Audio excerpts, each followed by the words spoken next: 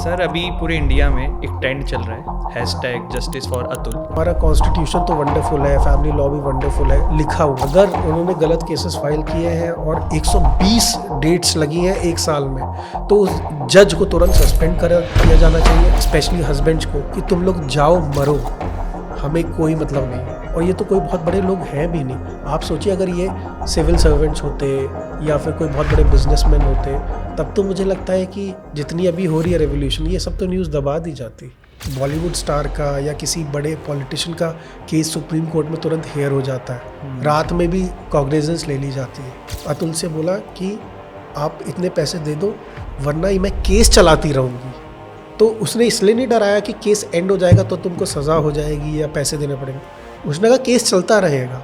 You know the collapse of the society begins from the individual. बाहर nude beaches भी होते हैं, इसलिए होते हैं क्योंकि उनको पता है कोई हरासमेंट नहीं होगी। Prostitution should be legalise in India और नॉट। तो मुझे तो ये समझ में नहीं आ रहा है, ये सब जो इंफ्रा बनाया, जब इसका मैं इस्तेमाल ही नहीं कर सकता तो घंटा फिर क्या फ़ायदा। कंसेंट के साथ उन लोगों ने फिजिकल रिलेशनशिप क्रिएट की हैं, बट बाद में महिलाएं जो हैं, गर्ल्स जो हैं, वो कहती हैं कि नहीं यार ये कंसेंट नहीं था, इसने शादी के प्रिटेक्स्ट पे किया, ये किया।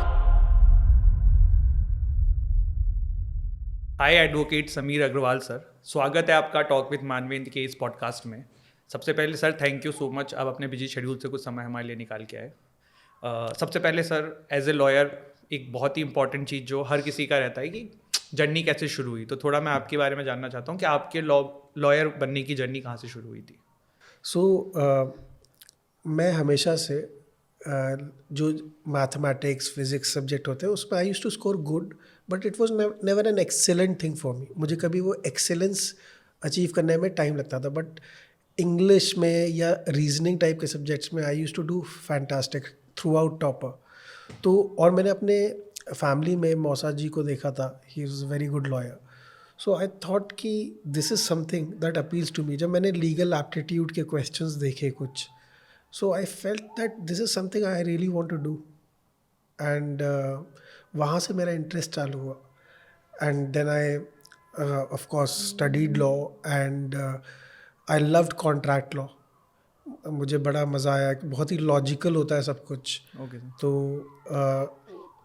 and right from day one I was scoring effortlessly in all the subjects of law, so I thought this is what is naturally coming to me। I never got bored, and even today मुझे बहुत ज़्यादा मज़ा आता है कोई भी legal query address करने में, कोई लीगल इंटरप्रिटेशन करने में, कोई नया लॉ समझने में। इनफैक्ट मुझे सबसे ज़्यादा अगर कुछ चाहिए लाइफ में तो अच्छा खाना नहीं चाहिए, मुझे अच्छे पार्टीज़ नहीं चाहिए, मुझे चाहिए अच्छे deep intellectual legal discussions with like minded people, या वो भले ही वो मेरे से अगेंस्ट ओपिनियन रखते हो, मुझे बड़ा मज़ा आता है उनसे इंटरैक्ट करने में। So I am the happiest person अगर ऐसा कोई डिस्कशन चल रहा है। I love it.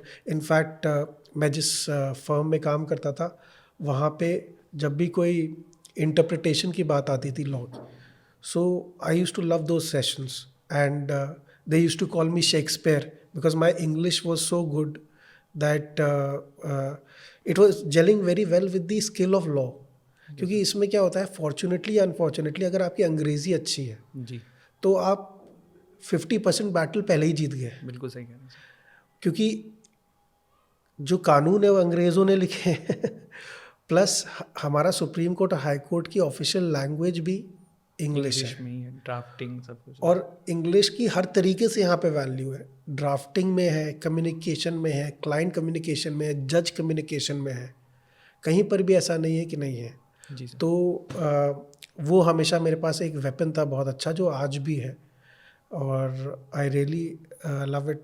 इनफैक्ट जब मैं लंदन गया था मास्टर्स करने, तो वहाँ पर मैंने अपना थीसिस का वो लिखा, प्रपोजल होता है एक। जी sir. So it was a 2 page writeup. तो मैंने अपने सुपरवाइज़र को सबमिट कर दिया, और वो जो सुपरवाइज़र थी वो 63 ईयर्स का एक्सपीरियंस था उनके पास, एंड वो बहुत वहाँ पे पॉपुलर थी। अभी उनकी 6 महीने पहले ही डेथ हुई है। तो उन्होंने जब मेरा प्रपोज़ल पढ़ा ऑब्वियसली वो प्योरली टेक्निकल लीगल टेक्निकल चीज़ थी। तो उन्होंने कहा कि Sameer, the way this has been written, usually जब इंडियंस लंदन आते हैं जी। तो उनकी अंग्रेज़ी अच्छी नहीं होती, हम्म। और जब वो यहाँ आ जाते हैं और यहाँ रहते हैं तो अंग्रेज़ी और ख़राब हो जाती है, क्योंकि शायद वो बहुत सारी चीज़ों को बदलने की कोशिश करते हैं जो। लेकिन you are the first one जिसका मैंने देखा कि लोकल ब्रिटिशर्स से भी बेटर आप लिखते हो, एंड उन्होंने मुझे डिस्टिंक्शन दिया। तो मुझे लगा कि मैं बहुत ही कमाल के प्रोफेशन में आया हूँ, क्योंकि यहाँ मेरी जो स्किल्स है उसका पीक यूसेज हो रहा है। Maybe that answers your question. जी सर, आपसे मैं भी रिलेट कर पा रहा हूँ, क्योंकि पीसीएम ली थी मैंने भी 12th में, और नहीं चल रहा था, मतलब वो मैथ्स में इतना थ्रिल नहीं हो रहा था। बट क्योंकि as a law graduate myself, तो मुझे वो फील हुआ कि ये ऐसी फील्ड है जो थोड़ा सा कनेक्शन बिल्ड हो रहा है। सर मुझे अब ये भी जानना है कि आपने लॉ कहाँ से किया था इंडिया में? जैसे आपने बताया LLM के लिए आप शायद लंदन गए थे। ओके, तो लॉ मैंने आईपी यूनिवर्सिटी, जो दिल्ली स्टेट गवर्नमेंट की यूनिवर्सिटी है, वहाँ से लॉ किया था, और फिर लंदन यूनिवर्सिटी से मास्टर्स किया था। सर आपका फेवरेट पार्ट क्या है being a lawyer? Favourite part ये है कि कोई भी जब मेरे से मिलता है और जो उनको पता चलता है मैं लॉयर हूँ, तो they immediately want to keep a connect with me. Lawyer. या तो वो आपका कॉन्टैक्ट ले लेंगे etcetera, plus you also send a message to them that you can not mess with me. तो वो बड़ी अच्छी चीज़ होती है। जैसे मैंने अभी एक बहुत ही छोटी सी एक खेत में एक ज़मीन ली है, मतलब it's a very small piece of land, लेकिन सबसे पहले मैंने वहाँ पे एक बोर्ड लगवा दिया है, एडवोकेट समीर अग्रवाल, तो nobody can acquire that illegally. India में तो स्पेशली हाँ, थोड़ा इंडिया में तो माहौल उस है चीज़ डर। का एक भूकाल है आज भी। वो कहावत है ना, वकील और पुलिस से जी बच जी के रहो थोड़ा। जी जी जी। तो सर आप लॉयर हैं और इतना बड़ा नाम है, और सोशल मीडिया पे आपने अभी एक अलग कहराम मचा रखा है, 2 लाख+ आई थिंक आपके फॉलोअर्स हैं। तो थोड़ा सा इस पार्ट पे बताइए कि कैसे सोशल मीडिया की जर्नी आपकी शुरू हुई और वो कैसे क्लिक हुआ? देखिए, ये प्योरली एक्सीडेंटल था। जी। इसमें मैं ये बिल्कुल भी नहीं कहूँगा कि मैंने कोई प्लानिंग करी थी। इनफैक्ट प्लानिंग तो बिल्कुल ऐसे नहीं थी कि अपने फ़ोन पे स्टार्ट किया। पहले तो सेल्फी वीडियोस बनाए, फिर नॉर्मल फ़ोन से ही वीडियो बनाए विदाउट एनी एडिटिंग या कुछ। तो हमने सिर्फ कंटेंट पे ध्यान दिया। जैसे आप कोर्ट से निकल रहे काम करके, तो तुरंत फ़ोन पे 1 मिनट में रिकॉर्डिंग कर ली, कोई भी जो केस कर आए हैं उसके बारे में, या कोई इम्पोर्टेंट इशू दिमाग में आया उस वक्त उसके बारे में। स्पेशली जैसे आजकल फैमिली लॉ है, वो ऐसा कहा जाता है वन साइडेड है। जी। तो वन साइडेड है तो कई सारे हमारे पास केसेस आते हैं, तो उससे रिलेटेड बनाए। तो वो लोगों को इतना पसंद आया कि हमको खुद ही यकीन नहीं हुआ। जैसे वीडियो अपलोड किया तो पहले दिन जैसे 100 व्यूज़ थे, फिर दूसरा वीडियो डाला तो उस पर 1000 थे, एंड तीसरे पे it went to 1 million. And then हम लोग रात में सोए तो अगले दिन अगला वीडियो 10 मिलियन हो गया, फिर with in 2 days 75 million views हो गए। तो देन वी रियलाइज़ कि लोगों को एक्चुअली कंटेंट वो चाहिए जिसमें कि यूटिलिटी भी हो, थोड़ी सी एंटरटेनमेंट भी हो और यूटिलिटी भी हो। तो हम लोगों को कुछ भी चीज़ बोरिंग नहीं पसंद। अगर मैं आपको सबसे बोरिंग लीगल कॉन्सेप्ट के बारे में या लीगल इशू के बारे में बता रहा हूँ, तो पता नहीं क्यों मेरे अंदर से जब वो बात आती है तो वो इतनी इंटरेस्टिंग तरीके से निकलती है, क्योंकि शायद मुझे इंटरेस्टिंग चीज़ें ही पसंद है। तो आपको वो जो इन्फॉर्मेशन है वो तो मिल ही रही है, लेकिन वो आपको एक ड्राई और बोरिंग तरीके से नहीं मिल रही। तो शायद वो चीज़ पसंद आई और लोगों ने बहुत ही अच्छे से कैचअप किया उसको। बट इस मेरे पास कोई पॉइंटर्स नहीं है कि कैसे सोशल मीडिया में विन किया जाए, because we did not do it to win social media. हम लोग तो इसलिए कर रहे थे कि थोड़ा बहुत अवेयरनेस क्रिएट कर पाएँ, बट नेवर थॉट कि इतना कैचअप करेगा। तो पॉइंटर्स बस ये है कि जब यूट्यूब पे लोग वीडियो स्टार्ट करते हैं या कुछ, तो वो जो जिस चीज़ के बारे में वीडियो होता है उसके बारे में बहुत ज़्यादा बोलते हैं, instead of actually going to the jumping to the actual merit.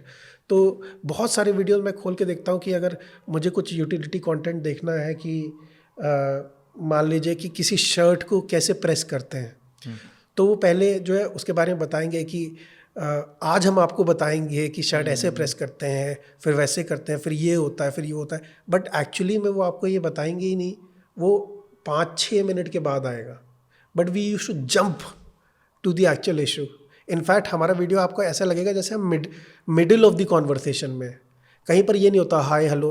आज तक एक भी वीडियो हमने ये नहीं बोला कि फॉलो करें, लाइक करें, बिकॉज एज अ लॉयर मुझे चाहिए नहीं आपके फॉलो और लाइक्स. मुझे तो ये चाहिए कि एज अ ले मैन अगर आपको इस लॉ समझ में आ जाए, क्योंकि कोई रॉकेट साइंस तो है नहीं, जी जी जी. है ना. लॉ समझ में आ जाए तो आपकी लाइफ कितनी बेटर हो जाएगी. ऐसा थोड़ी है कि आप लोग लॉयर बन जाओगे. सर्जरी तो डॉक्टर ही करेगा, लेकिन अगर आपको पता हो अपनी बॉडी के बारे में तो क्या बुरा है. सही कह रहे हैं सर.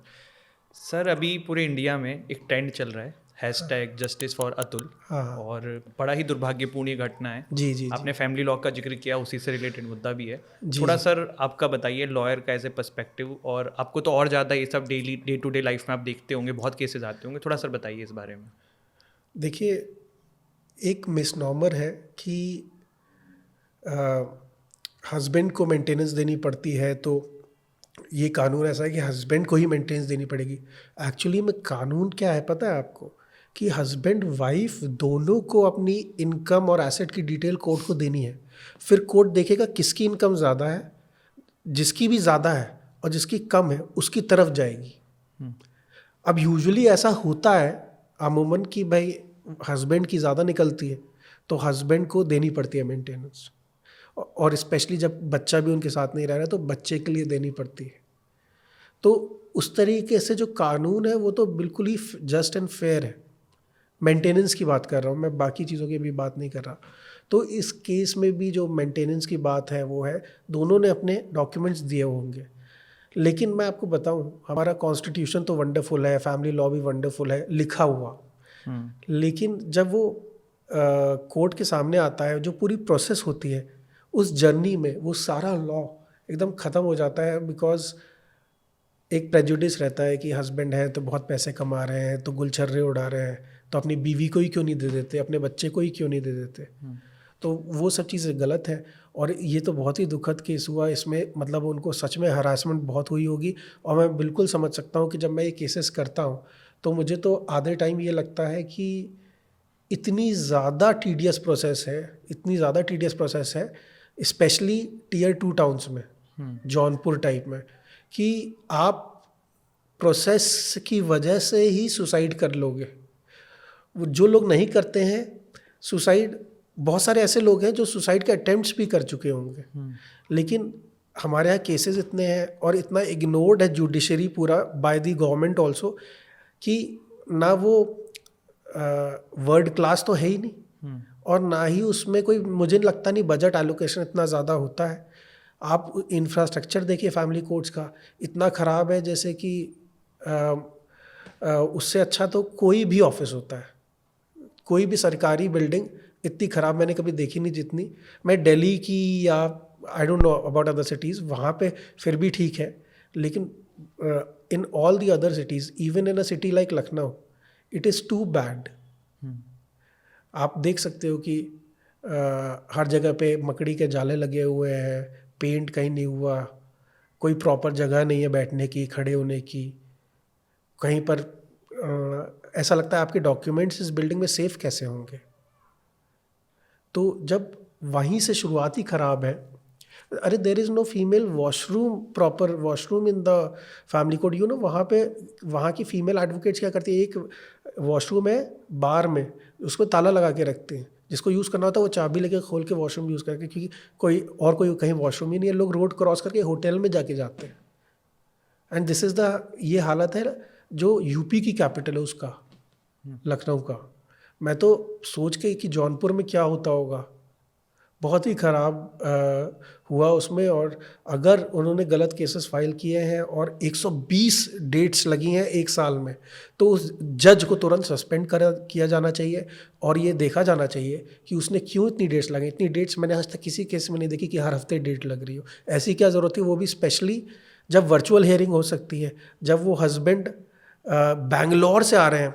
उनकी जो साल में हर एक प्राइवेट कंपनी में एक सैंक्शन लीव होती है, 20-22 से ज़्यादा नहीं होती है. तो आप सोचिए आपने 120 बार कोर्ट बुला लिया, वर्किंग डेज में ही होगा, तो कैसे पॉसिबल है? इसका ये मतलब है कि वो वेंडिटा के लिए ज़बरदस्ती जानबूझ के हरास किया गया उनको, और इसका जब तक सरकार या जुडिशरी उनको न्याय नहीं देगी तब तक ये वो एक तरीके का स्टेटमेंट दे रहे हैं जनता को, स्पेशली हस्बैंड्स को, कि तुम लोग जाओ मरो, हमें कोई मतलब नहीं है। क्योंकि ये तो बड़ा क्लियर कट है, इसमें इतना स्ट्रॉन्ग एविडेंस आ गया है, everything is so clear cut. मैंने तो अभी रिसेंटली देखा कि ये लोग भाग रहे थे और वीडियो पे आ गया और पुलिस अभी तक उनका बाल भी बाका नहीं कर पाई, और ये तो कोई बहुत बड़े लोग हैं भी नहीं। आप सोचिए अगर ये सिविल सर्वेंट्स होते या फिर कोई बहुत बड़े बिजनेसमैन होते, तब तो मुझे लगता है कि जितनी अभी हो रही है रेवोल्यूशन, ये सब तो न्यूज़ दबा दी जाती। इस कंट्री में बहुत सारी चीज़ें अच्छी हैं, लेकिन अनफॉर्चुनेटली ये इतना ख़राब पार्ट है कि जो लोग इमिग्रेट करते हैं कनाडा, ऑस्ट्रेलिया, पहले मैं कहता था यार अपना देश छोड़ के क्यों जा रहे हो, लेकिन अभी मैंने उनको फ़ोन करके बोला कि यार तुमने सही किया, वहाँ गए तो अच्छा ही किया, कम से कम वहाँ मेरिट पे चीज़ें डिसाइड होती है। अगर किसी ने आपके ऊपर झूठा केस कर दिया तो जिसने केस किया उसको सज़ा होती है। यहाँ पर झूठा केस जिस पर किया है वो बेचारे हैरेस होते हैं, परेशान होते हैं। It is too bad. Sir मेरा एक इस पे और पर्सपेक्टिव है, और मे बी मैं गलत भी हो सकता हूँ, बट ऐसा क्यों है कि वुमेन्स ज़्यादा लॉ को मिसयूज़ कर रही हैं आज की डेट में? देखिए विमेन क्यों मिसयूज़ कर रही हैं, जैसे इवन सर रेप का भी इसमें आप ले लीजिए सेक्शन, डाउरी का सेक्शन ले लीजिए, तो इसका बहुत मिसयूज़ भी हो रहा है और बहुत लोग इससे हरास हो रहे हैं। इवन यही अतुल जी वाला केस देख लीजिए। तो आपको ऐसा क्यों लग रहा है कि क्या लूप होल है या फिर क्या रीज़न है जिसकी वजह से ये हो रहा है? देखिए सबसे पहले तो बात मैं ये कहूँगा लीगल आंसर पे आने से पहले, कि अगर आपकी कॉन्शियस या आप इमोरलिटी है आपके अंदर, तो no legislation can be designed कि उसको प्रिवेंट कर सके। अगर आप खुद ही एक ख़राब मंशा से आए हैं तो कितना भी अच्छा कानून बना हो तो आप उसको लूपहोल ढूंढ कर उसको मिसयूज़ कर ही लेंगे जी। लेकिन यहाँ पे मिसयूज़ ज़्यादा इसलिए हो पा रहा है क्योंकि लॉज डिज़ाइन किए गए इंडिया के सोशियो इकोनॉमिक सेटअप को देखकर जब किए गए थे कई साल पहले, कई डेकेड्स पहले, तब सही में औरतें बहुत ही प्रताड़ित थी, ना उनको एजुकेशन मिलती थी ना कुछ मिलता था। तो ये लगता था कि अगर शादी करके हस्बैंड ने छोड़ दिया या किसी ने उनके साथ गलत व्यवहार कर दिया तो वो बेचारी कुछ बोल नहीं पाएंगी। लेकिन आप सच बताओ आज की डेट में 2024 दिसंबर में आपको क्या लगता है कि ऐसा है? नहीं sir. I think women are holding good positions जी। And it is a very good thing. हम लोग बहुत खुश हैं कि ऐसा है, लेकिन as per context, as per society laws नहीं बदले हैं। आज अगर मैं पुलिस स्टेशन में जाता हूँ और FIR करता हूँ कि फ़लाना फ़लाना एक्स लड़की ने मेरे साथ ख़राब व्यवहार किया, दुर्व्यवहार किया, तो 90% चांस है कि पुलिस अथॉरिटीज़ हंसेंगी या फिर इग्नोर कर देंगी जी। या फिर वो कहेंगे एविडेंस लाइए। लेकिन हमारा लॉ अलाउ करता है फीमेल अगर पुलिस थाने जाती हैं और कोई बिना किसी एविडेंस के, और वो कहती हैं कि फलाने आदमी ने मेरे को मोलेस्ट किया या हरास किया या जो भी किया, तो they are bound to write an FIR। After the Nirbhaya case ऐसी अमेंडमेंट हो गई थी कानून में कि they are bound to write an FIR police authorities. तो आप सोचिए कि जब इतना आसान है, प्लस जैसे मैं मान लीजिए कि किसी बिल्डिंग में घुसा और उस बिल्डिंग में मैं रह रहा हूँ और उस बिल्डिंग से एग्ज़िट करने का अगर मेरे को रिवॉर्ड मिले कि अगर आप एग्ज़िट करोगे तो आपको 50 लाख रुपए मिलेंगे, लेकिन वो बिल्डिंग अंदर से अच्छी है सब कुछ, मैं बात, लेकिन आपके मन में आता रहेगा यार कि एग्ज़िट कर जाता हूँ मुझे पैसे मिलेंगे। तो इस कंट्री में हम लोग एक इनाम देते हैं डिवोर्स का। Can you believe it? अगर मान लीजिए डिवोर्स हुआ है तो यूजुअली ये होता है ना दोनों में ही नहीं बन रही जी, तो एक को अवार्ड क्यों मिले? ये तो पुरस्कार हो गया। तो जब तक इंसेंटिव बना रहता है, देखिए आप बहुत बार सोचोगे कि यार ये क्या बात कह रहे हैं, लेकिन एक तरीके का मोटिवेशन भी तो आ जाता है। जैसे थोड़ा भी आपका झगड़ा हुआ, कोई भी प्रॉब्लम हुई, तो आपने सोचा यार कि अगर मैं एग्जिट कर जाता हूँ या कर जाती हूँ तो मुझे ये मिलेगा, तो वो भी एक मोटिवेशन बन जाता है in addition to your problems in the marriage. आप समझ रहे हो? क्योंकि वो इतना ईजी, वो मिलना ही है। देखिए मैं आपको बताऊं, अगर आप हाउसवाइफ हैं और आपका एक भी बच्चा है तो दुनिया की कोई भी फोर्स नहीं है जो आपको एक अच्छा मेंटेनेंस अमाउंट दिलवाने से रोक पाए इंडिया।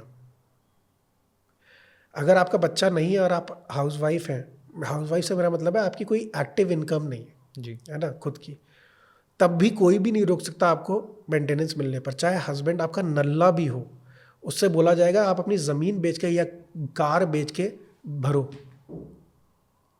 शादी क्यों करी थी? वरना मैंने कोर्ट में खुद देखा जजेस को पूछते हुए, वो कहते हैं कि हमारी कोई इनकम नहीं, फिर भी वो देना पड़ता है उनको। तो ये तरीका है। अगर मान लीजिए वाइफ की इनकम है तो थोड़ा सा मुश्किल हो सकता है, लेकिन तब भी मिलेगा, कम अमाउंट मिलेगा, हो सकता है डिले हो जाए थोड़ा सा, लेकिन मिलेगा।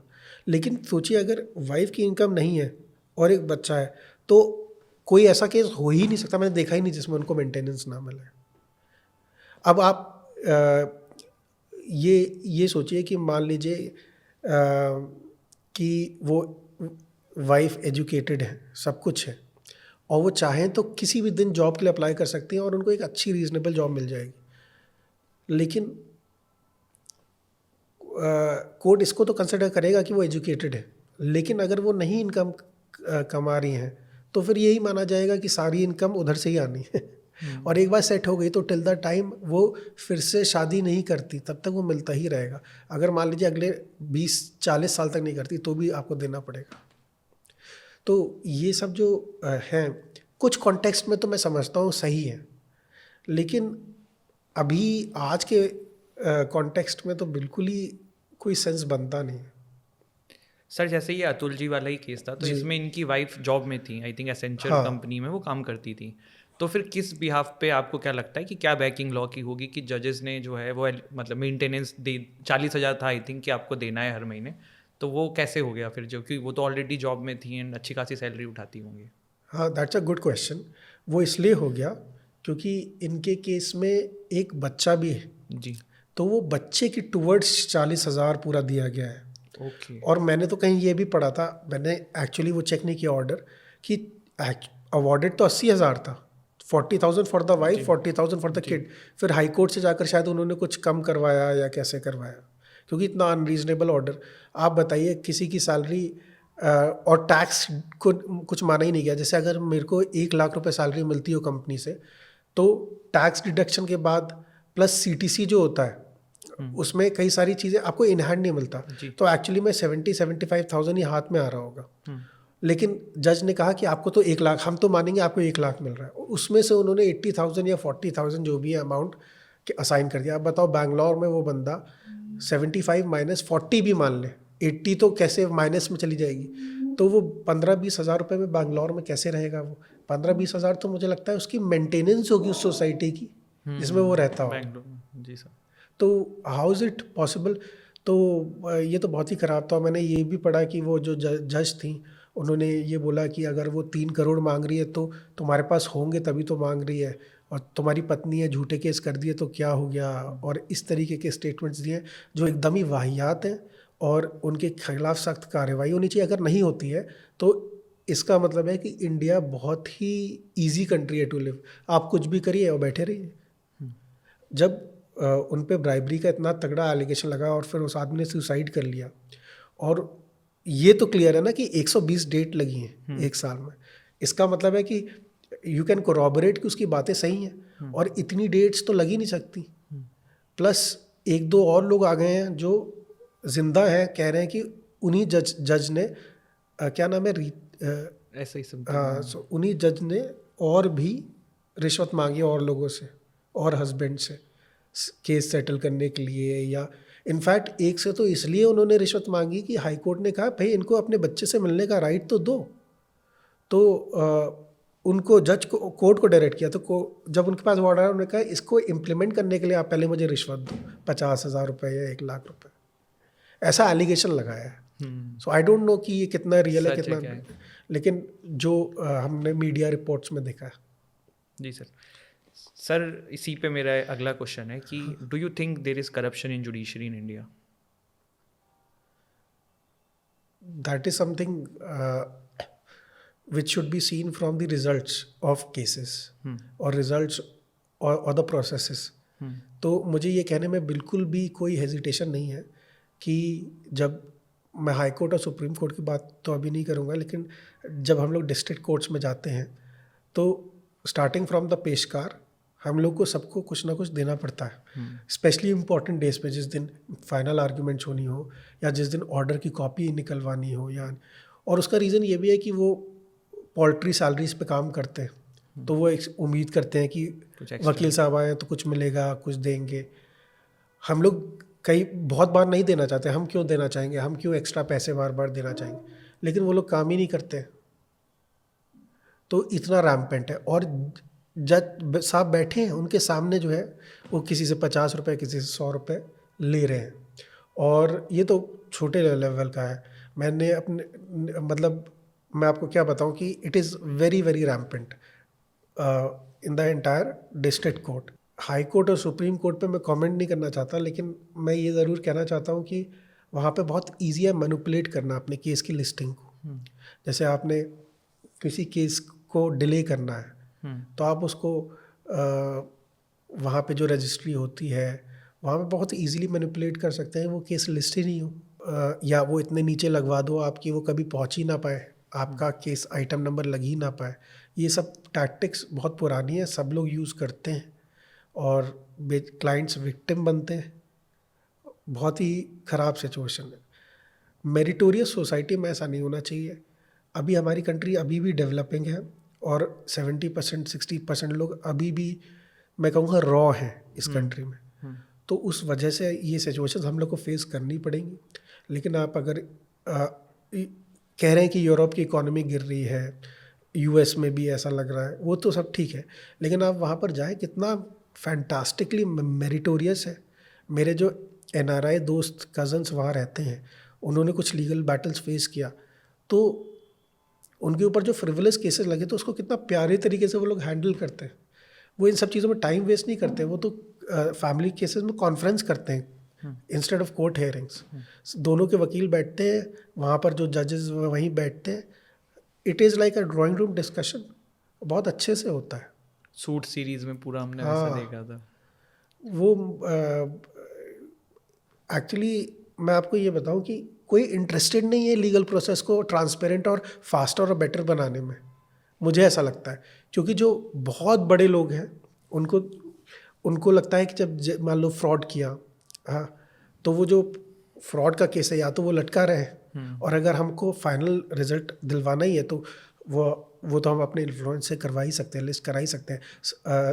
किसी बड़े बॉलीवुड स्टार का या किसी बड़े पॉलिटिशियन का केस सुप्रीम कोर्ट में तुरंत हेयर हो जाता है, रात में भी उसकी कॉग्निजेंस ले ली जाती है।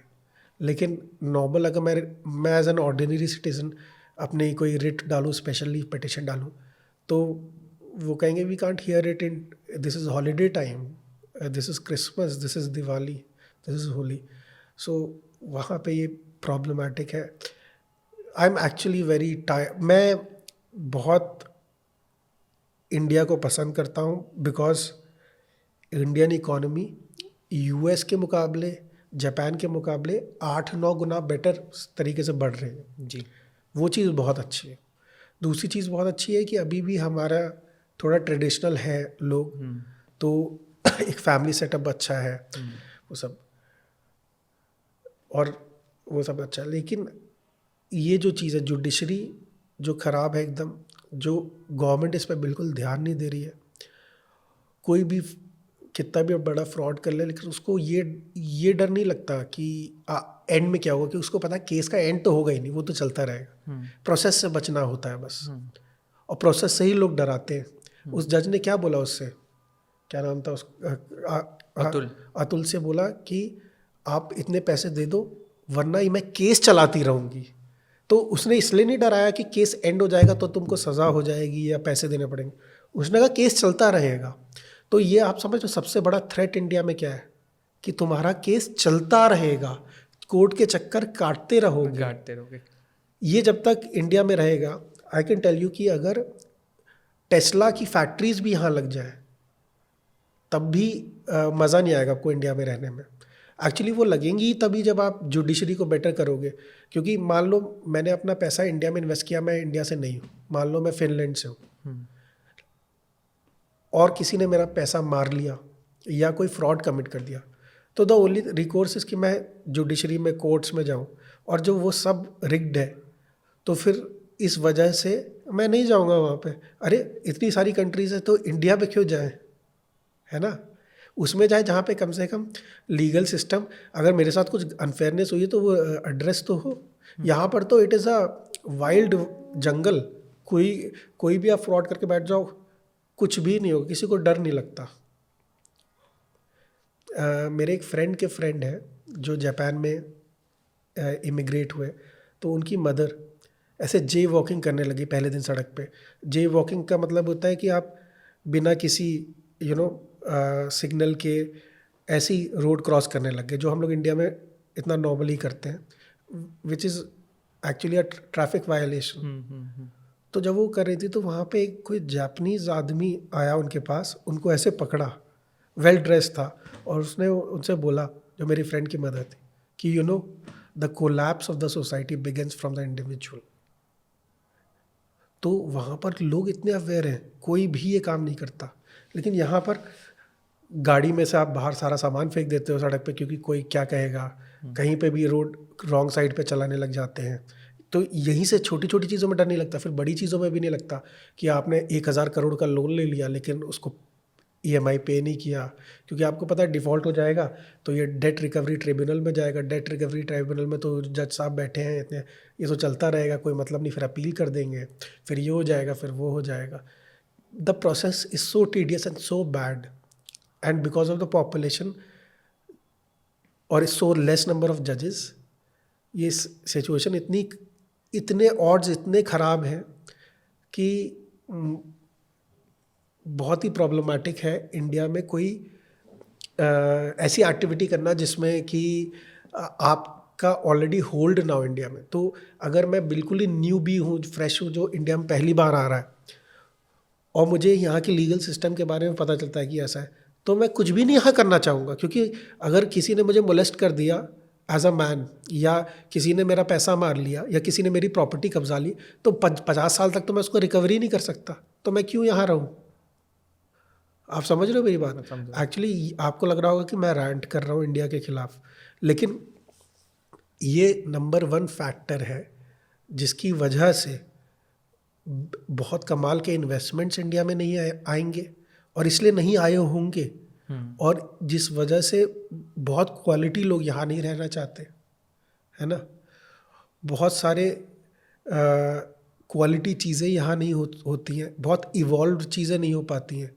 अब जैसे बाहर न्यूड बीचेस भी होते हैं, इसलिए होते हैं क्योंकि उनको पता है कोई हरासमेंट नहीं होगी, और रूल्स में लोग फ्रेमवर्क में चलेंगे। बट यहाँ पर ऐसी कोई एक्टिविटी आप कर ही नहीं सकते। हाँ, मैं ये नहीं कह रहा कि मेरे को न्यूड बीचेस इंडिया में चाहिए, लेकिन just look at how evolved that society is. वहाँ पे लोग अगर मतलब उनका रेड लाइट एरिया भी होता है, तो उसमें जो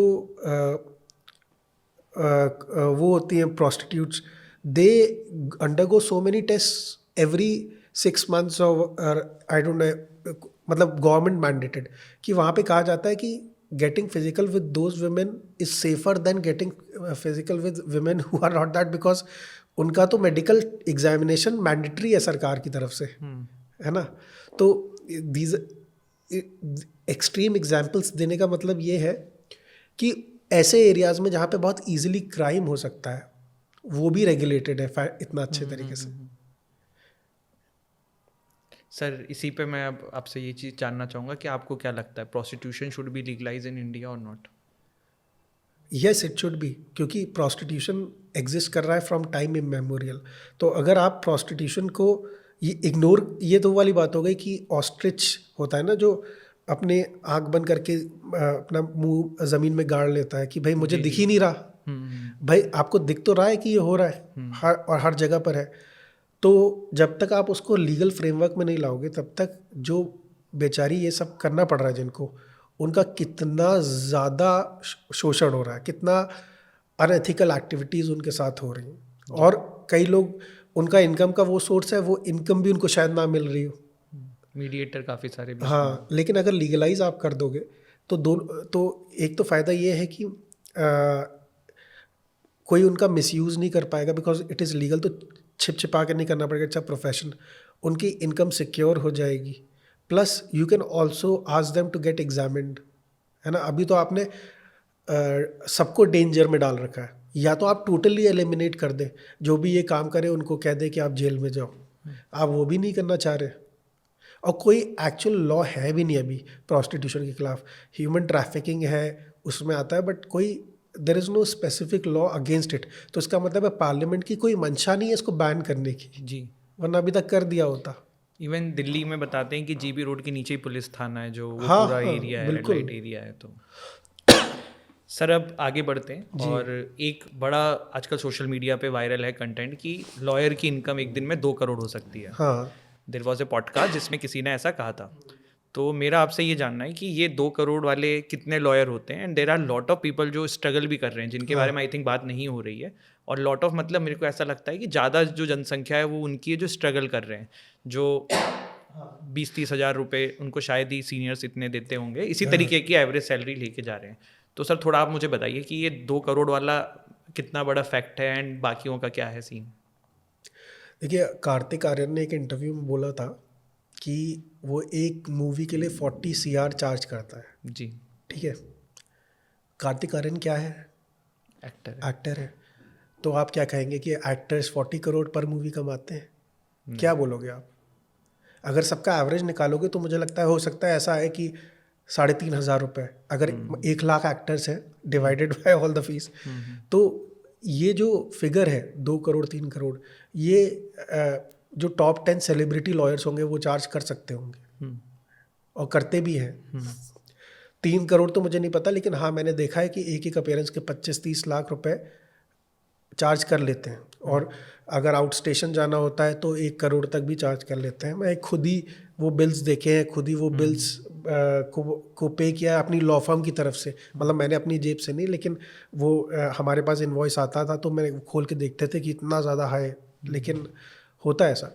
बट वो टॉप 10 टॉप 20 सेलिब्रिटी लॉयर्स से मेरा मतलब है कि जिनका जो पॉपुलर भी होते हैं, लॉयर होते हुए पॉपुलर भी होते हैं, चाहे वो पॉलिटिकली कनेक्टेड हो, चाहे वो किसी और रीज़न से पॉपुलर हो, तो वो लोग चार्ज करते हैं. बट टू से कि लीगल प्रोफेशन में, लिटिगेशन में खासकर जनरली स्पीकिंग, लोग सोचेंगे यार 3 करोड़ अगर एक को मिल रहा है तो हमको कम से कम 3 लाख तो मिलेंगे या 30,000 तो मिलेंगे. लेकिन ऐसा सच नहीं है.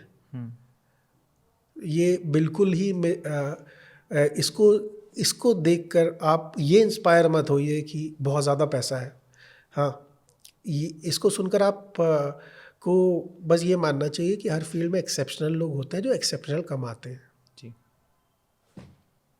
सर नेपोटिज्म इन लिटिगेशन या लॉ फर्म्स जितनी भी हैं, तो ये लॉ फ्रेटर्निटी में नेपोटिज्म आपको लगता है कि सॉरी, पिछले क्वेश्चन के आंसर में एक चीज़ और ऐड करना चाहूँगा कि लीगल प्रोफेशन में लिटिगेशन में जो कमाने वाले हैं वो जैसे मैंने बता दिया कि टॉप 10-20% है. सिमिलरली एक और ब्रांच होती है कॉर्पोरेट लॉ की, तो उसमें जो टॉप 10 लॉ फर्म उसके सीनियर मैनेजमेंट में लोग हैं वो भी उतना ही कमाते हैं. जैसे वो एक दिन का 3 करोड़ नहीं कमाते, लेकिन वो हो सकता है कि महीने का 2-3 करोड़ कमा लेते हो, है ना. तो वो पॉसिबल है. तो आप अगर कॉर्पोरेट लॉयर बनते हैं जो कोर्ट में नहीं जाते लेकिन कॉन्ट्रैक्ट ड्राफ्टिंग कर रहे हैं, ट्रांजैक्शंस कर रहे हैं, ट्रांजैक्शनल लॉयर है, फॉरेन इन्वेस्टमेंट्स का काम कर रहे हैं, तो आप उतना कमा सकते हैं. लेकिन उसमें भी सब लोग नहीं कमाते. जो टॉप 10 टॉप 12 लॉ फर्म्स में पार्टनर्स हैं या सीनियर एसोसिएट्स हैं या और काफ़ी टाइम से हैं, तो वो कमा सकते हैं. बट एनीवे, हाँ ठीक है. सर हमने नेपोटिज्म इन बॉलीवुड सुना है, बट मेरा ऐसा पर्सनल एक्सपीरियंस है, और ये बिल्कुल छुपी हुई बात नहीं है, कि लिटिगेशन के अंदर specifically there is lot of nepotism.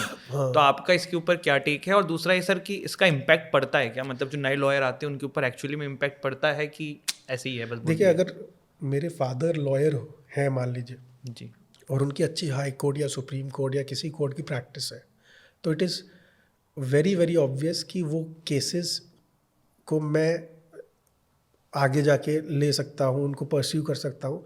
तो एक बना बनाया सेटअप मिलेगा, एक बना बनाया क्लाउड मिलेगा, जो कि बहुत ही अच्छी चीज़ है. तो इसको नेपोटिज्म भी कह सकते हैं, लेकिन इसको ये कह सकते हैं कि ये तो नेचुरल चीज़ है. ये तो अब वो ये फादर ये तो नहीं कहेंगे कि let's find out the best lawyer in town और उसको मैं अपनी प्रैक्टिस दे दूँ। वो कहेंगे जो भी है अपने बेटे से कहेंगे अगर तुम लॉयर बनना चाहते हो तो तुम ले लो, या बेटी से कहेंगे तुम लॉयर बनना चाहती हो तो ले लो, है ना। तो वो तो नेपोटिज्म का क्या है, लेकिन नेपोटिज्म कहाँ पर है वो मैं आपको बताता हूँ। नेपोटिज्म जो हमारे चीफ जस्टिस ऑफ इंडिया भी अभी अभी रिटायर हुए, यू नो इनके फादर क्या थे? नहीं मान। Chief justice of India. मैं कहूँगा पूरे इंडिया में 100 फैमिलीज होंगी जो जजेस जिसमें होंगे, और उन्हीं फैमिलीज से रिलेटेड फैमिलीज ही जजेस बनते रहते हैं और वही घूमता रहता है पूरा प्रोसेस, जितना मैंने देखा है। तो नेपोटिज्म सर्टेनली जुडिशरी में तो बहुत है, हायर लेवल्स पे, क्योंकि जो लोअर लेवल्स की जुडिशल पोजीशंस हैं, जैसे चीफ जुडिशल मजिस्ट्रेट की कोर्ट हो गई या उससे नीचे वाली कोर्ट्स हो गई, डीजे, एडीजे, और स्टार्टिंग लेवल की जो पोस्ट हो गई, वो उतनी लुक्रेटिव नहीं होती सैलरी वाइज, या वो उतनी लुक्रेटिव नहीं होती। पूरा जो इंफ्रास्ट्रक्चर होता है, जो पावर होती है, हाई कोर्ट और सुप्रीम कोर्ट का जज बनना is even better than civil becoming a civil servant, और ये वो in terms of the kind of special treatment you get. उस कोर्ट में आप बादशाह हो, हाँ, आपके पास कमाल की पावर है। तो वो जो चीज़ है उसको पाने के लिए नेपोटिज्म जितना भी अब एम्प्लॉय हो पाता है होता है। अगर कोई थोड़ा मान लीजिए कोई मेरिट में 10 में से 5 है, 5 भी है, तो वो 10 में से 10 हो जाएगा अगर वो किसी बड़े हाई कोर्ट जज का बेटा है या सुप्रीम कोर्ट जज के भाई है। सर आपने जो बोला ना, इसी पे मेरे को भी एक अपना इंसिडेंट याद आ रहा है कॉलेज के टाइम का, कि हम एक कॉलेज हाई कोर्ट में गए थे, और मैं था और एक और साथ में किसी लॉ फर्म के अंडर में हम लोग ऐसे उस समय इंटर्नशिप कर रहे थे। हाँ, तो एक लड़का जो वहाँ पे इंटर्नशिप कर रहा था वो एक बड़े एडवोकेट थे हाई कोर्ट के, उनका बच्चा था, सेम एज का था मेरे। तो वो उसकी पहली हियरिंग थी, तो वो जब वो बोलने गया तो उसने कुछ गड़बड़ किया, तो जज उसको वहाँ पे पूछ रहा है और बेटा कैसे हो, पापा कैसे हैं, अब आप चलो हाँ। कोई बात नहीं, फिर से तैयार करके आ जाना है। हाँ, तो मुझे वो समझ में आया कि यार क्या लेवल का कॉन्फिडेंस वो लेके आएगा, जो कि जब इतनी हंस सही खेल के बात है। बात हो रही है सही और बात कोई नया आएगा तो वो भी वहीं पे देखने को मिलता है कि हड़का दिया जाता है, डांट दिया जाता है। सही ऐसा हर बात। केसेस में नहीं है, बट कहीं कहीं पे ऐसी चीज़ें देखने को मिलती हैं। बिल्कुल। तो ये कोर्ट में तो एग्जिस्ट करती ही है कहीं ना कहीं, है ना सर? और लॉ में एक कॉन्सेप्ट होता है लाइकलीहुड ऑफ बायस। जी तो ये कहा जाता है कि भले ही आपका, जैसे मान लीजिए कि आपका कोई रिलेटिव आ गया सामने, आप जज हैं और कोई रिलेटिव, दूर का भी रिलेटिव आ गया, जी जिसको आप उन जज साहब को याद भी नहीं है कि ये मेरे को ये दूर के फ्रेंड है या रिश्तेदार। जी। लेकिन एडमिनिस्ट्रेटिव लॉ का ये कॉन्सेप्ट है कि लाइकलीहुड ऑफ बायस को के बेसिस पे आपको केस नहीं करना चाहिए। मतलब एक्चुअल बायस की कोई ज़रूरत ही नहीं है। सिचुएशन ऐसी है कि अगर वो आपका दूर का भी रिश्तेदार है तो there is a likelihood that you may be biased, बस उस बेसिस पे ही वो कर देना चाहिए। लेकिन यहाँ पर तो ऐसा कुछ होता है, इनफैक्ट ढूंढते हैं कि इन जज साहब को जानने वाला वकील कौन है, उन्हीं को लगाएं जिससे रिलीफ मिल जाए। आप समझ रहे हो? हाँ हाँ। That is the best strategy कि अगर ये जज फलाना इनका लास्ट नेम ये है तो वही लास्ट नेम वाले वकील को ले आओ तो उनकी अच्छी बनेगी। ये तो बहुत ज़्यादा चलता है। और अगर मैं आपसे जैसे हम लोग लखनऊ में बैठे हैं तो मैं आपको एक चीज़ बताऊं कि इस वक्त सबसे बड़ी प्रॉब्लम ये है कि जो हमारे बेचारे लिटिगेंट्स हैं, जो पार्टीज हैं, जो एक्चुअल सिटीजन्स हैं जिनके लिए लॉ बना है, उनके खिलाफ इतनी बड़ी कॉन्स्पिरेसी हुई है। 75 डिस्ट्रिक्ट्स हैं यूपी में, ठीक है, जिसमें इम्पॉर्टेंट टाउन्स, इम्पॉर्टेंट तो सभी हैं लेकिन बड़े टाउन्स लखनऊ, कानपुर, नोएडा, गाज़ियाबाद, आगरा, ये सब है, ठीक है। अब आप ये सोचो कि कोई आदमी को कानपुर में हाई कोर्ट में चैलेंज करना है कोई ऑर्डर, कानपुर डिस्ट्रिक्ट कोर्ट का, उसके आधे घंटे के डिस्टेंस पे लखनऊ हाई कोर्ट है, जो इतने हज़ारों करोड़ लगा के बनी है बिल्डिंग, जिसके कोर्ट रूम्स खाली पड़े हैं, लेकिन उसको जाना पड़ता है इलाहाबाद। नोएडा में कोई ऐसा आदमी है, सीधे डायरेक्ट फ्लाइट्स है, ट्रेन है, रोड से डायरेक्ट है, सबसे क्लोजेस्ट लखनऊ, लेकिन उसको जाना पड़ता है इलाहाबाद, जहाँ पे कोई प्रॉपर कनेक्टिविटी ही नहीं है। तो आपने ये सारी डिस्ट्रिक्ट्स को जो इम्पोर्टेंट है, इनफैक्ट 75 में से सिर्फ 12-14 को छोड़ के सब कुछ आपने इलाहाबाद में डाला हुआ है। तो ये हाई कोर्ट और सुप्रीम कोर्ट कर क्या रहे हैं? मतलब सुप्रीम कोर्ट ने ये सोचा नहीं, क्योंकि हाई कोर्ट के ऊपर तो सुप्रीम कोर्ट ही है, तो उन्होंने ये सोचा नहीं कि जो एक्चुअल सिटीजन्स हैं उनके इंटरेस्ट में तो ये है वो कि जल्दी से जल्दी पहुंच जाए, ज़्यादा प्रॉब्लम ना हो उनको, और जो हमने रिसोर्सेज बनाई है वो ऑप्टिममली यूटिलाइज हो।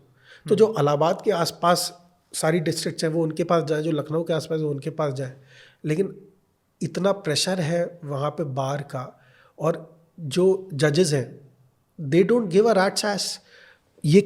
ये इसको चैलेंज किया हुआ सुप्रीम कोर्ट में कि utility wise, resources wise, convenience wise, justice wise, interest wise, हर तरीके से आपको एक रीजनेबल डिस्ट्रीब्यूशन करना चाहिए। आप लखनऊ से लगा कानपुर गिरता है इलाहाबाद में, हाँ, नोएडा भी यहाँ से पास है, गाज़ियाबाद भी यहाँ से पास में, लेकिन ये कंट्री ऐसी है कि 40 साल से कोई फ़र्क ही नहीं पड़ रहा है यहाँ पे।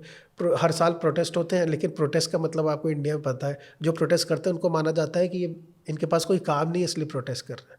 अरे भाई, वो प्रोटेस्ट इसलिए कर रहे हैं क्योंकि जो एकदम लॉजिकल चीज़ है वो आप कर नहीं पा रहे हो, और ऑनरेबल जजेस को अनफॉर्चुनेटली कोई चिंता ही नहीं है।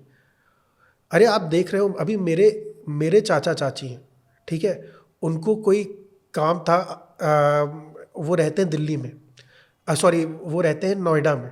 अब उनको नोएडा से इलाहाबाद बार बार जाना पड़ रहा है सिर्फ फ़ोटो खिंचाने के लिए, सिर्फ छोटे मोटे काम करने के लिए, है ना। तो अगर उनको लखनऊ आना पड़ता तो कितना आसान हो जाता उनके लिए। लोग यही सोचते हैं कि वो लखनऊ हाई कोर्ट के सामने से गुजरते हैं इलाहाबाद जाने के लिए, तो ये सोचते हैं कि ऐसा क्यों किया हमारी सरकार ने, हमारे प्यारे जजेस ने। बिकॉज यहाँ पे नेपोटिज्म भी है, बिकॉज यहाँ पर कोई, अब मैं तो थर्ड वर्ल्ड कंट्री इसको कहूँगा कि जहाँ पर कोई भी ऐसा ट्रेट ही नहीं है कि डेवलप्ड कंट्री का आप साइन दिखाओ। अरे भैया, आप लोगों के फेवर में इंटरेस्ट में सोचोगे कि अपने फेवर में वकीलों की वकालत चलती रहे। अरे वकालत तो आपकी तब भी चलेगी, लेकिन आपने वहाँ पे सारा जुरिसडिक्शन सब कुछ दे रखा है। नहीं सर, लेकिन ये पॉइंट आपका मुझे बहुत सही समझ में आया कि हाँ। हम लोगों को दिल्ली इतना पास है, कोई भी काम होता है आते जाते हैं। अब नोएडा वाले आदमी को अगर प्रयागराज जाना है तो पहले तो फ्लाइट भी एक आध होंगे गिन के। अरे मुझे जाना था, मैं दिल्ली में एक केस किया, फिर मुझे इलाहाबाद जाना था, क्योंकि अब इलाहाबाद हाई कोर्ट में केस लगा था। तो जबकि वो केस शायद नोएडा का था, तो मैंने ट्रेन देखी, क्योंकि फ़्लाइट तो कोई थी ही नहीं। फ़्लाइट थी लेकिन वो 43,000 कुछ ऐसे रुपए की थी। तो ट्रेन जो थी वो ट्रेन भी किसी और टाइम पर थी, और वो कितने घंटे ले रही थी, 12 घंटे, और सब अच्छे अच्छे लॉयर उसमें जा रहे थे और अपना टाइम वेस्ट कर रहे थे। जबकि दिल्ली टू लखनऊ हर आधे एक घंटे में फ़्लाइट है, प्लस 100% एक्सप्रेस वे बना हुआ है। अगर रोड से आ रहे हैं 6-6.5 घंटे में पहुंच जाओगे, प्लस हर एक घंटे में ट्रेन्स हैं, बहुत अच्छी अच्छी ट्रेन्स हैं। तो मुझे तो ये समझ में आ रहा है, ये सब जो इंफ्रा बनाया, जब इसका मैं इस्तेमाल ही नहीं कर सकता तो घंटा फिर क्या फ़ायदा, आपने बनाया क्यों? It is like being Penney wise and pound foolish.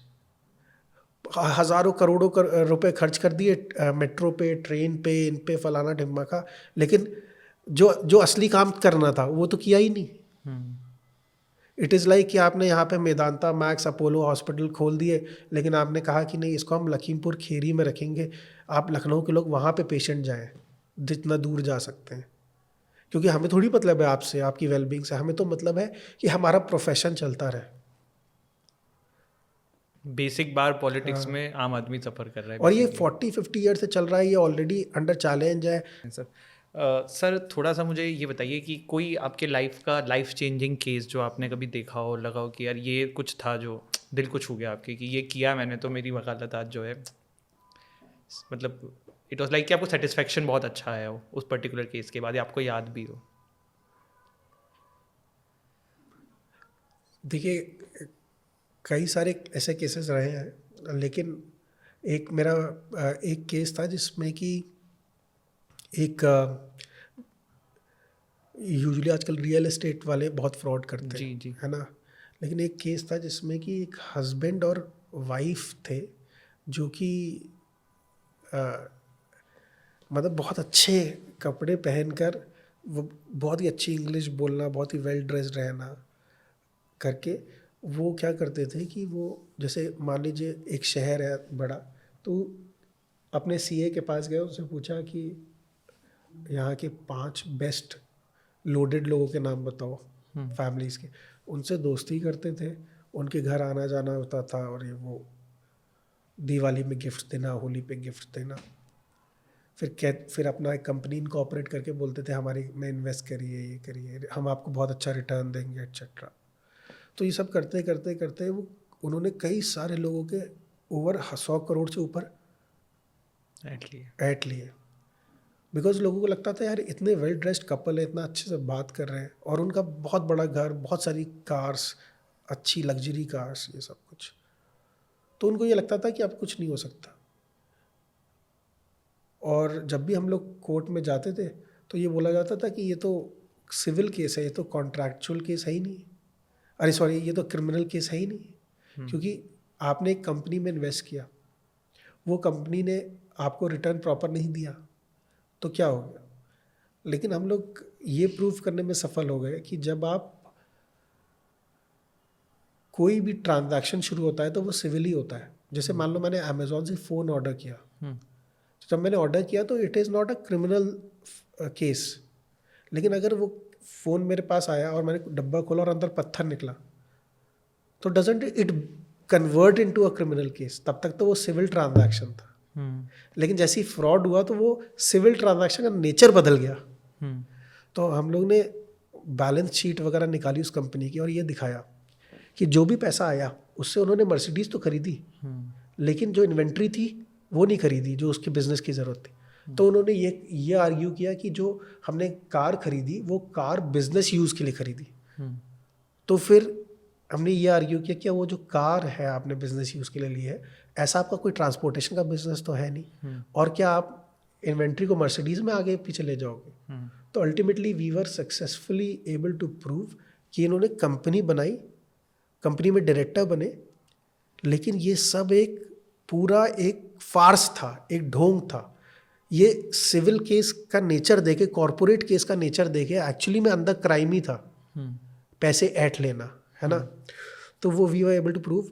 हमारे सामने हस्बैंड वाइफ में से, वाइफ तो नहीं लेकिन हस्बैंड जेल गए उस दिन। पूरा डे लॉन्ग आर्गूमेंट चला चीफ जुडिशियल मजिस्ट्रेट के सामने, और हमारे सामने वो पुलिस आई, 7 बजे तक आर्गूमेंट चली। 7 बजे ऑर्डर जब आया उनकी अरेस्ट का, तो सब कुछ हमारे सामने, उन्होंने अपने जो भी जेवर वगैरह पहने थे वो सब उतारे, घड़ी उतारी, पुलिस उनको ले गई जेल में।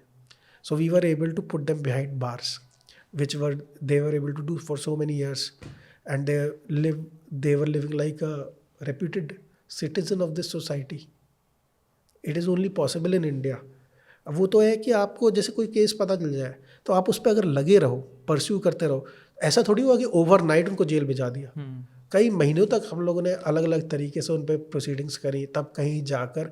और ये भी रेयर है कि भाई क्रिमिनल केस में किसी को सच में जेल हो जाए, वो भी एक ऐसे आदमी को जो कि अदरवाइज़ काफ़ी सभ्य समाज के लगते हैं, इंग्लिश बोलते हैं, अच्छे कपड़े पहनते हैं, उनके अच्छे दोस्त हैं, अच्छी जगहों पे जाते हैं, गोल्फ क्लब की मेंबरशिप है, हर तरीके से, है ना, और एक प्रॉपर बिजनेस है दिखाने को।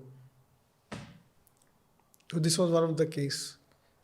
सर, आपके लॉ जर्नी में एथिकल डायलेमा आता है क्या? जैसे अभी मेरे बहुत सारे दोस्त हैं तो कभी कभी बताते हैं कि यार एक फला केस आया है, उसमें पता है कि बंदा कल्प्रिट है लेकिन हमें बचाना है क्योंकि पैसा कमाना है। हाँ। तो आपका इसके ऊपर क्या टेक है एज ए लॉयर? कैसे इसको थोड़ा सा अपने एथिकल ग्राउंड्स को भी सही रखा जाए, प्लस थोड़ा सा, क्योंकि in the end we all in the market थोड़ा अर्न करने के लिए। तो थोड़ा बताइए सर इस पर। ये थोड़ा सब्जेक्टिव चीज़ इसलिए है कि जैसे मेरे पास अगर कोई फाइल आई और मुझे वो केस लड़ना है तो मेरे अंदर से ही नहीं आएगा अगर वो सच नहीं है तो। जैसे आर्ग्यूमेंट के लिए ना एक पैशन चाहिए होता है। तो जब मैं बेसिकली, आप वकील हो तो आपके पास नॉलेज का डंडा है, आर्ग्यूमेंट्स का डंडा है, जो आप जज को दिखाते हो कि भाई मेरे पास ये है, मेरी बात सुनो। आप दूसरी पार्टी को दिखाते हो भाई मैं सही हूँ, वो गलत है। इसी पे तो आप चौड़े होते हो वहाँ पे, क्योंकि आप सही हो, है ना। तो वो चीज़ मेरे लिए बड़ी अनकंफर्टेबल हो जाएगी अगर मैं ऐसा कोई केस ले लूँ जो एकदम आउटराइटली रॉन्ग है। हाँ, कुछ कॉम्प्लिकेटेड केसेस ऐसे ज़रूर आते हैं जिसमें दोनों तरफ की थोड़ी थोड़ी लगती है कि 60-70-30 भी होता है, 60-40 भी होता है, 50-50 भी होता है। तो उसमें ये ज़रूर होता है, वहाँ पे आपकी कला काम आती है कि आप कैसे ये एंटिसिपेट करो जो आपकी वीकनेसेस हैं, उसको कैसे एड्रेस करोगे, कैसे छिपाओगे, या किस तरीके से प्रेजेंट करोगे कि वो सच्चाई के दायरे में रहते हुए भी आप एक स्ट्रेंथ में you come out as a winner.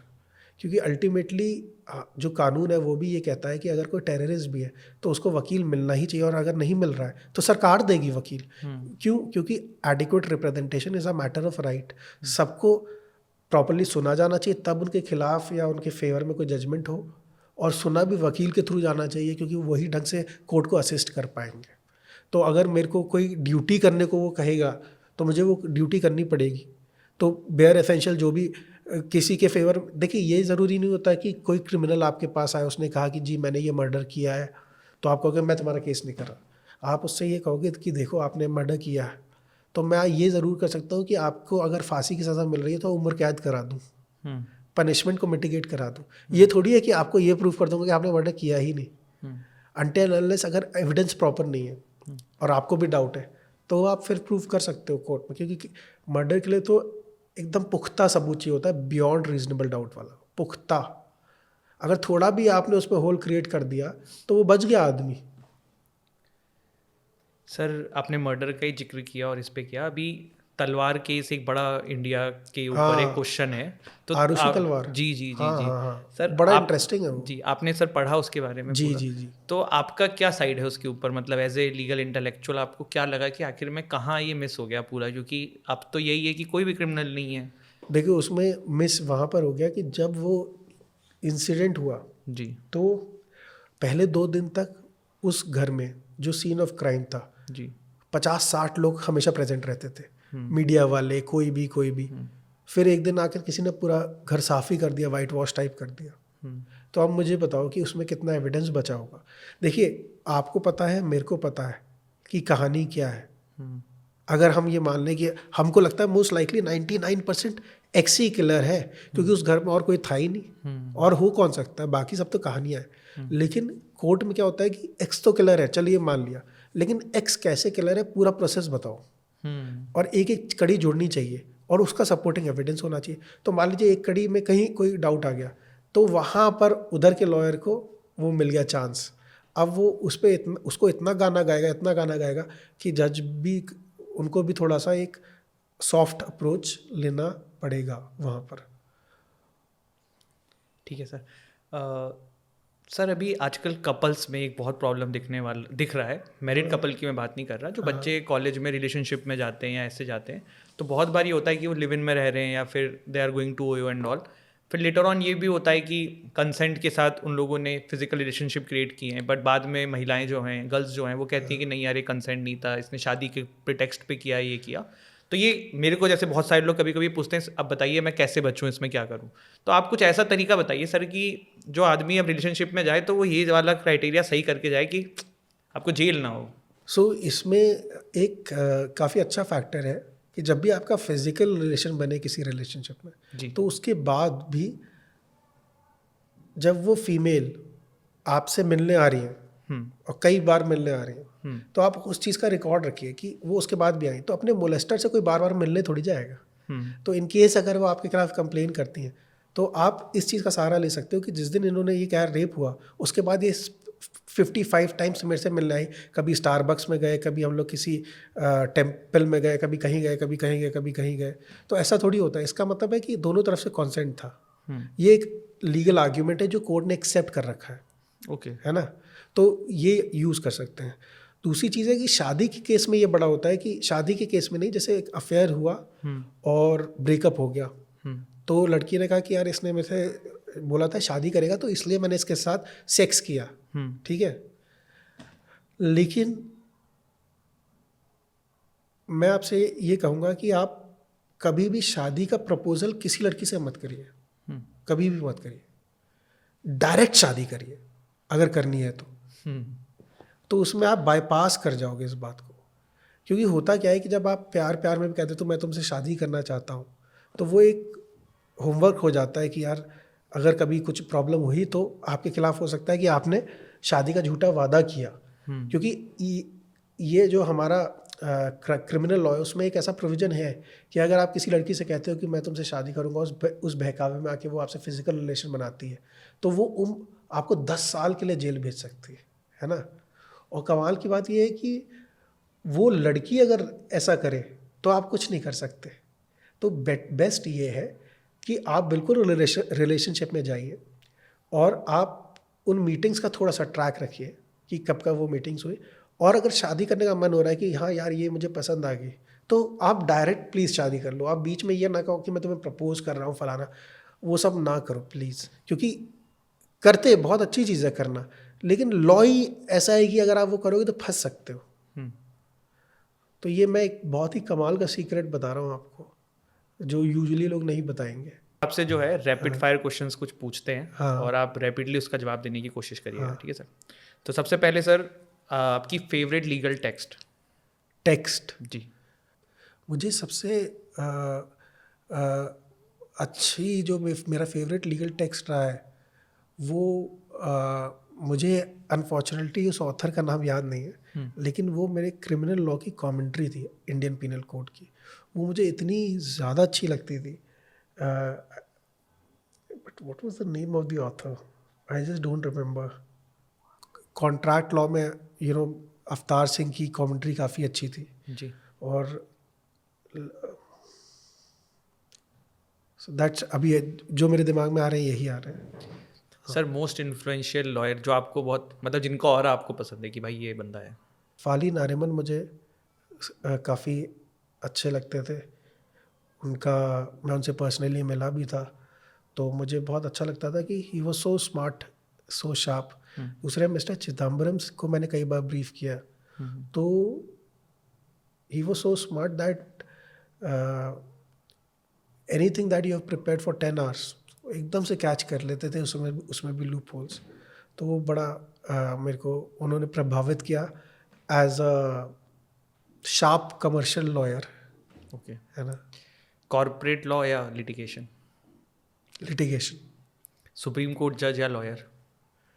Okay, so supreme court जज या लॉयर में नॉट एनी लॉयर, बट हाँ, if you are amongst the top 40 lawyers of the country, then lawyer. Okay sir. Sir कोई ऐसी hobby जो आप outside work करते हो जो आपको रिफ्रेश रखने में यूज़ करता हो? हाँ, मेरे को इन्वेस्टमेंट्स में काफ़ी इंटरेस्ट है, तो एज अ हॉबी मैं जो फ्री टाइम होता है उसमें अलग अलग कंपनीज बिजनेसेस में इन्वेस्ट करता हूँ। शेयर मार्केट पे? शेयर मार्केट में, फ्यूचर्स एंड ऑप्शंस में। So it is like people go to movies, so I like this thing. I also like movies. Favourite movie sir जो अभी रिसेंट में आपने देखी हो, अच्छी लगी हो? फेवरेट मूवी रिसेंट में एक ये मूवी आई थी शैतान, माधवन की। सो वो मुझे बहुत ही एनग्रॉसिंग लगी थी, स्पेशली द फर्स्ट हाफ। काफ़ी टाइम बाद ऐसी मूवी आई थी जो पता ही नहीं चला कि वो इंटरवल कब हो गया। That's what I. Sir dream car आपकी? ड्रीम कार मेरी रोल्स रॉयस। ठीक है sir, thank you so much for coming here. बहुत ही अच्छा ये पूरा पॉडकास्ट था और बहुत काफ़ी इंसाइटफुल चीज़ें आपसे सीखने को मिली। अब सर जो नए एस्पिरेंट्स आ रहे हैं जो लिटिगेशन परसू करेंगे या लॉ परसू करेंगे, तो उनके लिए आपको कुछ कहना हो कि these are the blue ticks जो आपको करने हैं फिर आगे बढ़ना, तो थोड़ा मैं बताइए। ये कहूँगा कि पहले, जैसे अगर आप 5 ईयर लॉ कर रहे हैं तो पहले जो 2 साल है उसको आप आराम से, जो थ्योरी पढ़ाई जा रही है वो पढ़िए। उस वक्त एक चीज़ ध्यान रखिए, जो भी आप इंटर्नशिप्स या ट्रेनिंग करते हो अपने वेकेशंस में, वो बहुत ज़्यादा इम्पॉर्टेंट होती है। तो आप इनिशियली बहुत लाइट रख सकते हो, किसी एनजीओ में कर सकते हो या किसी ऐसी जगह पे कर सकते हो जो जहाँ पर कोई बहुत ज़्यादा आपसे एक्सपेक्टेशंस लीगली ना हो। एफर्ट वाइज तो एक्सपेक्टेशन हर जगह होती है, टेक्निकल नॉलेज आपको कम होगी ना। और उसके बाद 2 साल जब गुजर जाएंगे तो 3 साल आपके पास बचेंगे। जी। उस 3 साल में आपने कुछ लॉ पढ़ लिया है, तो आपको थोड़ा आइडिया है। तो आप ये फिगर आउट करने की कोशिश करो कि मुझे कहाँ मज़ा आ रहा है। तो उसके लिए पहले आप एक लॉ फर्म में इंटर्नशिप करो, एक इंटर्नशिप आप सीनियर एडवोकेट या किसी भी एडवोकेट के साथ करो, चाहे कहीं पर भी। तो आप थर्ड ईयर में आ गए, तो थर्ड ईयर में आपने जब ये इंटर्नशिप्स कर ली तो आपको थोड़ा आइडिया लगे यार मेरे को कॉर्पोरेट में ज़्यादा मज़ा आ रहा है, तो आप एक और इंटर्नशिप वहाँ पे करिए, और ऐसी जगह करिए जहाँ पर आपको लगता है यहाँ पे मुझे यार जॉब मिल जाती तो अच्छा होता। तो आप जब बैक टू बैक इंटर्नशिप एक ही ऑर्गेनाइजेशन में करते हैं या एक ही सेक्टर में करते हैं तो उसकी बड़ी वैल्यू होती है। जब तक आप कॉलेज ख़त्म करोगे तब तक आप एक पोजीशन में होगे, क्लैरिटी थोड़ी सी आ जाएगी आपको कि मुझे क्या करना है क्या नहीं करना है। दूसरी चीज़ आपको दिमाग में रखनी जो जो सबसे ज़्यादा मुश्किल है, और वो मेरे लिए भी बहुत मुश्किल थी और मैंने वो गलती करी कि एज अ यंगस्टर जब मैं लॉ करके निकलता हूँ तो अगर मुझे लगता है कि मेरा जो एक्चुअल स्किल है वो यहाँ पे काम आएगा, लेकिन यहाँ पर मुझे ज़्यादा इमीडिएट एक लग्जरी मिल रही है तो मैं उसकी तरफ खिंच जाऊँगा। तो जब आपको बड़ी बड़ी कॉर्पोरेट लॉ फर्म से, बड़ी बड़ी कंपनी से ऑफ़र मिलेंगे फॉर जॉइनिंग द जॉब्स, तो आप तब जाइए जब आपको लगे कि मुझे इसमें लॉन्ग टर्म करियर बनाना है। या आप ये सोच के जाइए मैं कुछ टाइम यहाँ काम करूँगा to learn the best practices, कैसे लोग काम करते हैं, फिर मैं लिटिगेशन में या अपना ऑफिस खोलूँगा या वॉट। लेकिन लिटिगेशन में जब आप आओगे तो पहले फ्यू ईयर्स उतना नहीं आपको मिलेगा, बट वो टाइम बहुत इम्पॉर्टेंट है। वो जो टाइम आप यूटिलाइज़ कर लोगे, अगर आप में क्लैरिटी है कि आपको लिटिगेशन लॉयर बनना है या आपको कॉर्पोरेट लॉयर बनना है, तो अगर आपने लिटिगेशन लॉयर में पहले 5 साल लगा दिए तो वो बहुत अच्छी आप सिचुएशन में पहुंच जाओगे। और यहाँ पे अगर 5 साल लगा दिया आपने कॉर्पोरेट में, उसके बाद आपको लगा मुझे लिटिगेशन बनना है, तो आपको 5 साल और लगाने पड़ेंगे लिटिगेशन में, क्योंकि कॉर्पोरेट एकदम अलग चीज़ है। कॉर्पोरेट वाले लिटिगेशन नहीं कर सकते और लिटिगेशन वाले कॉर्पोरेट नहीं कर सकते। सर एक चीज़ और यहाँ पे रह गई थी तो मैं उसके बारे में भी बात करना चाहूँगा। फर्स्ट जनरेशन लॉयर जो बनते हैं या जो आ रहे हैं, जनरेशन आ रही है, ये बड़े डिमोटिवेटिंग रहते हैं, थोड़ा सा डिमोटिवेटेड रहते हैं अपने लाइफ में। तो थोड़ा सा इनको बताइए कि 2-3 चीज़ें करो मिनिमम जो थोड़ा सा तुम कर सकते हो ज़िंदगी में। देखिए जो क्या कहते हैं, जो लेगेसी लॉयर्स हैं या जिनको लेगेसी से मिला हुआ है, तो उसमें क्या है कि नेटवर्क एक बना हुआ है ना। जी। तो आप वो नेटवर्क बनाना पड़ेगा। वो नेटवर्क कैसे बनेगा? पहले तो सोशल मीडिया था नहीं, उससे बन सकता है, number 1। Number 2, you have to market yourself. अब वो मार्केटिंग आप कैसे करोगे? एडवोकेट चैट में एडवर्टीजमेंट अलाउड नहीं है, तो आप कैसे करोगे? आप आर्टिकल्स लिखोगे, आप वीडियोस बनाओगे इंपॉर्टेंट टॉपिक्स पे जिस पे भी आपका इंटरेस्ट है, और उसको सोशल मीडिया पे पोस्ट करते रहो, अपने सोशल मीडिया हैंडल्स पे पोस्ट करते रहो, अच्छे जर्नल्स में या अच्छी जगहों पे ब्लॉग्स वगैरह में डालते रहो, क्योंकि उस तरीके से ही आप अपनी पब्लिसिटी कर सकते हो। उस आर्टिकल के एंड में आप अपना लॉयर पूरा नाम लिख दो, प्रोफाइल डाल दो, that is how people will know you. तो वहाँ पे थोड़ा सा जुझारूपन लगेगा, टफ है, लेकिन आपको एक नेटवर्क बिल्ड करना पड़ेगा। Thank you so much for coming here and it was very nice of you. आपने इतना समय अपने बिजी शेड्यूल से यहाँ पे निकाला। Thank you sir. Thank you so much and sorry again for coming late. No issue sir, no issue sir.